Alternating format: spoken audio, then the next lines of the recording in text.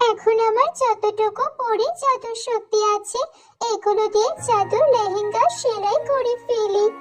একটা সোনার, একটা রূপার আর একটা হীরার, যেন পৃথিবীতে থাকা অবস্থায় আমার টাকার আর কোনো কমতি না থাকে। এরপর রুহি পরি নিজের জন্য 3টা লেহেঙ্গা সেলাই করা শুরু করে। কিছুদিন পর রুহি পরি নিজের জন্য 3টা লেহেঙ্গা সেলাই করে ফেলে। এরপর রুহির যতটুকু পরি জাদু শক্তি অবশিষ্ট ছিল সবটুকু জাদু শক্তিকে তার 3 লেহেঙ্গায় দিয়ে দেয়। ওই 3 জাদুর লেহেঙ্গা সোনা, রূপা আর হীরায় বদলে যায়।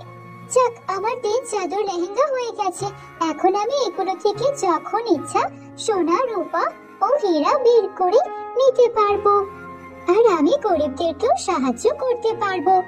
এরপর থেকে সারা জীবনের জন্য রুহি পরি পৃথিবীতে থেকে যায় আর জাদুর 3 লেহেঙ্গার সাহায্যে গরিব দুঃখীদেরও সাহায্য করে আর নিজেও একটা আনন্দের জীবন কাটাতে থাকে।